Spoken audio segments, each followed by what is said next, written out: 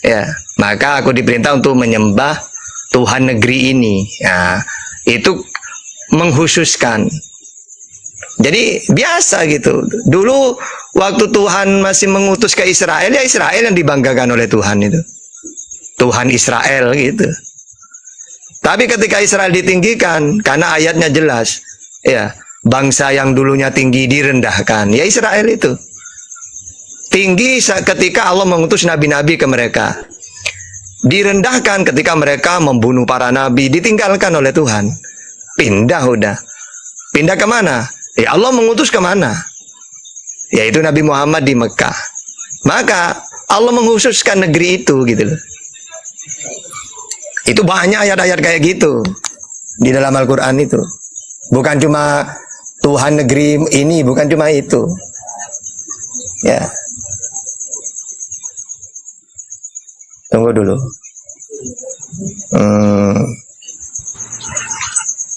An-Nahl 91 ya. Sebentar. Ini bukan An-Nahl ya. 91 ya. Salah nama. Tuhan yang bersuka.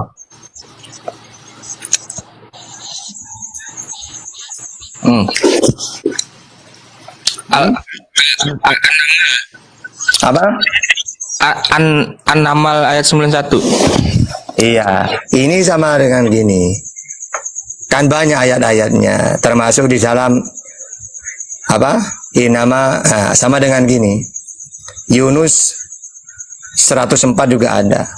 Qul ya ayyuhan nas in kuntum fi syakin min dini fala a'budul ladzina ta'buduna min dunillah walakin ubudullah ladzi yatawaffakum. Sama dengan gini. Katakanlah hai manusia, jika kamu masih dalam keraguan-raguan tentang agamaku, maka ketahuilah aku tidak menyembah yang kamu sembah selain Allah, tetapi aku menyembah Allah yang akan mematikan kamu. Oh, berarti Allah itu Tuhannya orang-orang yang cuma yang dimatikan, kan kayak gitu. Atau Quraisy itu ya, 3 ayat 4 itu. Falyabudu rabb hadzal bait alladzi at'amahum min ju' wa amanahum min khauf. Maka hendaklah mereka menyembah Tuhan pemilik rumah ini, yaitu Ka'bah. Karena memang Ka'bah itu yang mensucikan ya Allah. Gitu loh. Ya banyak ayat-ayat kayak gitu, itu penghususan. Ya.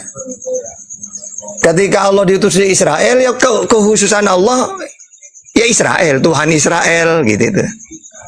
Tapi ketika Allah mengutus Nabi Muhammad, Israel ditinggalkan, ya kelahirannya Rasulullah yang dibuat contoh, dikhususkan. Ya, Rabb hadzal bait gitu. Tuhan negeri ini. Nah, gitu. Kalau dulu Tuhan nenek moyang kita, ya, Tuhan Israel, ya gitu. Kenapa kau pakai itu? Karena saat itu Allah mengutus nabi-nabi Israel. Ya Israel yang dikhususkan. Itu ya. Itu sudah bolak-balik, itu udah jelasin kayak gitu. Udah ada yang viral. Siap-siap Ustaz. Ya cuman diangkat lagi tadi sore. Mungkin Pak Prof ada yang baru nih. Atau Bang Dio mau bertanya tidak? Lanjutkan.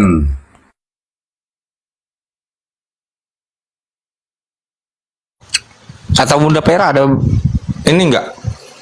Ada dengar subhat gitu? Itu loh di IG Pak Pororo, penyanyi di depan orang Sena Sakartul Maut, pendapat Ustaz Tata bagaimana tuh? Itu pertanyaan dari netizen, silakan dijawab. Apa itu? Itu Pak Pororo itu loh film kartun anak-anak itu loh Bang, Ustaz Tata, yang gambarnya buaya itu apa tokoh komiknya itu Pororo itu kan buaya apa? Pinguin kalau nggak salah itu. IG Pak Pororo. Itu. Dapat menyanyi di depan Sakaratul Maut. Ya, pendapat Ustaz bagaimana? Nah, gitu. Ya, kalau pendapat saya itu, kalau larikan agama, ya saya kan tidak tahu orang itu apa, agamanya apa. Kalau kita pakai Islam, orang sakaratul maut itu dibacakan, dibimbing. Ayo nyebut la ilaha illallah atau Allah Allah supaya pas dicabut husnul khotimah, atau dibacakan Al-Qur'an gitu. Ibaratkan kita bantu agar supaya tetap dalam keadaan iman Islamnya. Nah, kalau nyanyi-nyanyi setannya tambah banyak nanti. Ya, gitu. Ya gitu doang udah. Intinya kalau ada kejadian kayak gitu, kalau kita itu muslim jangan. Kalau bisa kita bantu orang sakaratul maut itu. Dengan cara dikir-dikir atau ayo Bu Allah Allah nyebut Bu Allah Allah Allah Allah kan gitu. Atau dibacakan Al-Qur'an. Nah, kalau kita nyanyi-nyanyi, setannya tambah banyak. Bukan malah membantu, malah mengundang setan nantinya. Ya. Ya gitu aja lah ya. Simple ya. Iya. Jangankan sakaratul maut ya. Nah, Prop nih contoh Pak Prop. Lagi sakit gigi. Ada orang nyanyi depan Pak Prop itu kenceng. Ya. Mustahil nggak disepak, nggak tabok sama Pak. Boleh Lagi sakit toh. Kalau ada nyanyi kayak gitu, gue lempar petasan Ben, langsung kabur mereka.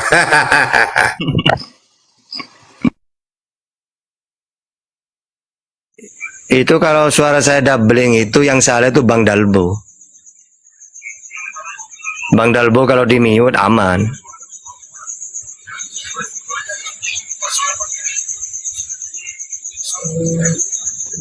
Iya, untuk teman-teman Kristen di bawah. Nah, ajukan permintaan naik. Yang mampu berdiskusi lah. Kayak siapa tadi Bapak tadi ya? Enak tuh. Ambil bawa-bawa data juga sih, walaupun dikit nggak apa-apa ya. Bapak Ya. siapa? Ah? Bapak siapa? Yang tadi. Bapak siapa itu? Oh, tadi yang nyetir mobil itu. Iya awalnya. Kalau dilanjutin kesurupan juga deh itu nanti. Udah dibilang kok tadi bukunya tuh sama Bang Lord. Buku PPKN, tahu nggak tuh PPKN? Itu ini katanya. Di dalam Islam itu ada adab, ada akhlak. Kalau akhlak itu buah dari ibadah. Makanya para kiai itu kenapa dia kasih ya berakhlak. Dari mana munculnya akhlak itu? Dari ibadah, rajin sholat, taat kepada Allah, maka muncullah akhlak. Karena inna sholata tanha 'anil fahsya'i wal munkar. Orang kalau sholatnya baik pasti akhlaknya baik. Terus kalau ada orang tidak beragama, kok dia bagus, namanya adab. Seperti peradaban Yunani, kan adab.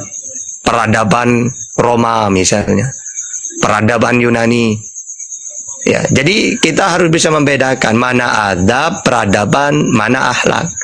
Kalau akhlak munculnya efek dari ibadah. Ketika sholatnya kita baik, pasti akhlak kita baik. Tingkah laku kita gitu.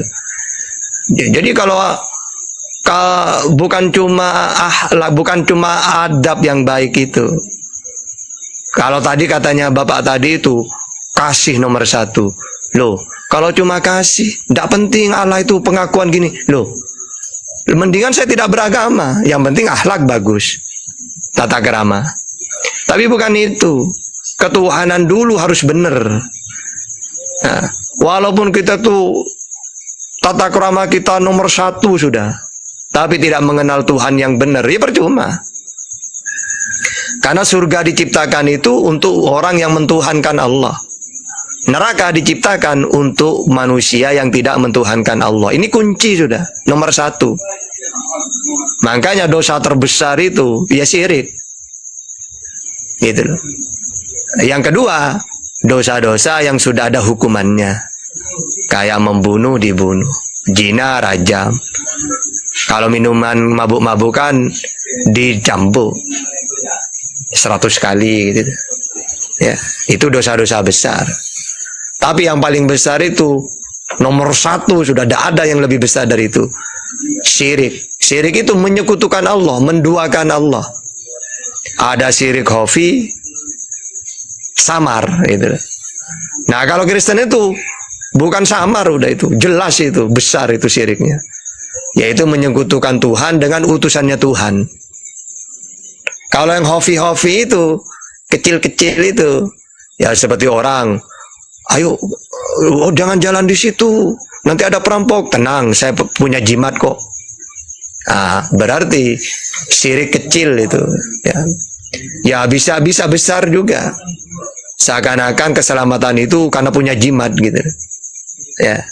Ada lagi yang kecil, obat bisa. Oh, gampang, kalau kamu sakit perut, minum ini bodrek, pasti sembuh. Nah gitu tuh, syirik hofi-hofi itu kayak gitu, bahaya itu. Seakan-akan ada kekuatan lain gitu.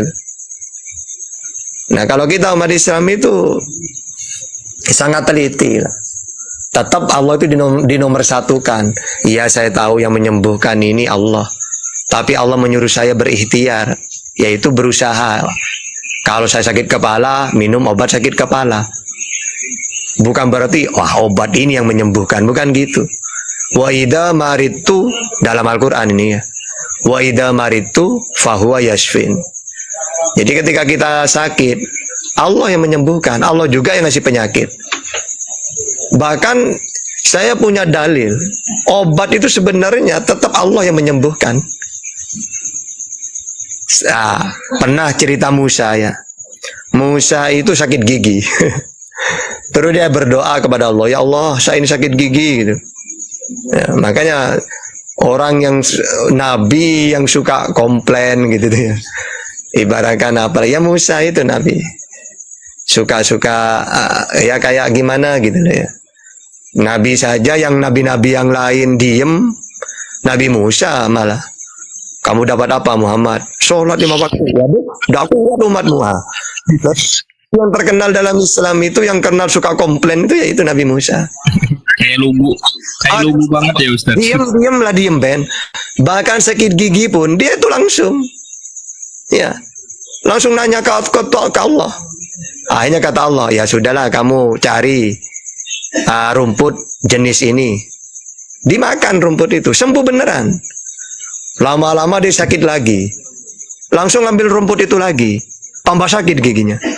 Akhirnya dia bilang, kalau ya Allah, kok saya tambah sakit terus? Loh, dulu saya waktu sakit dikasih obat rumput ini, sembuh langsung, kok sekarang tambah sakit? Loh, yang dulu itu kamu minta ke saya, nah sekarang yang kedua kalinya ini kamu minta apa enggak? Enggak, kan dulu udah dikasih. Nah, itu kesalahan kamu. Dikira rumput yang menyembuhkan itu. Nah, itu cuma apa yang Allah suruh diturutin ya sembuh. Ketika dia tidak minta, pokoknya iya saya dulu sakit gigi dikasih obat ini. Nah, berarti kan udah ke obat keyakinannya. Ada lagi cerita terakhir itu gini, ada orang menyembah pohon besar. Tiba-tiba ada orang soleh. Waduh, ini orang ini kok menyembah pohon ini, syirik ini. Awas nanti malam tak tebang pohon itu. Tebang pohon itu. Tiba pas malam datang, mau ditebang, iblis datang. Kamu mau ngapain? Saya mau nebang pohon ini. Kenapa dia mau ditebang? Karena banyak orang syirik nih menyembah pohon ini. Gini aja lah, kata iblis, nggak usah ditebang. Kamu tak kasih, cari pahala lain aja. Setiap hari kamu tak kasih, setiap minggu lah ya, mau dikasih uang berapa ratus juta gitu misalnya. Oke, katanya. Jadi setiap minggu dia dikasih uang sama iblis. Oh, enggak langsung dikasih uang. Dia bertarung dulu. Pas bertarung, iblis ini dibanting.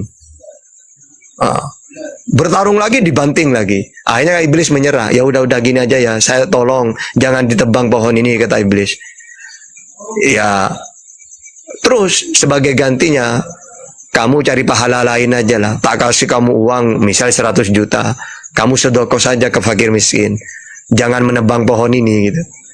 Akhirnya mau itu orang soleh ini. Setiap minggu dapat uang. Tiba-tiba pas suatu ketika iblis tidak ngasih uang. Marah itu orang ini. Waktunya bayar gajian kok tidak ngasih uang ini. Ya sudahlah, datang lagi ke pohon itu mau ditebang. Datang iblis itu. Kenapa mau kemana kamu? Mau nebang pohon ini? Jangan. Oh, ini bertarung lagi. Malah orang soleh ini yang dibanting oleh iblis. Berkelahi lagi, dibanting lagi. Akhirnya heran nona. Nanya ke iblis, iblis, kok bisa sekarang saya kalah? Kemarin kamu yang saya banting-banting. Gini loh ya. Kenapa kok dulu itu saya kalah sama kamu? Karena kamu ini waktu mau nebang pohon itu karena Allah. Takut orang sirik. Makanya ketika saya melawan kamu, saya yang dibanting. Sekarang kamu kesini nebang ini karena kamu tidak dikasih uang sama saya. Berarti kan niatnya udah beda. Ya, kemarin menang iblisnya dibanting-banting karena dia tujuan dia apa? Saya tidak mau melihat kesirikan. Itu. Tapi untuk kedua kalinya kenapa dia yang kalah dibanting oleh iblis? Karena niatnya udah beda. Niatnya karena dia tidak dikasih uang sama iblis itu. Itu. Nah kayak gitu tuh ilmu kayak gitu maksudnya apa? Ya. Kalau kita itu ikhlas karena Allah gitu, apapun itu mudah itu, ya, kayak gitu. Jadi apa-apa harus Allah nomor satu dulu, seperti itu. Itu langsung terpental. Saya terlalu lama ceritanya. Aduh. Mana Prof? Bentar.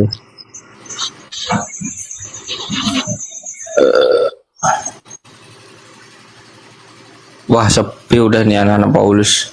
Udah punah lagi dah.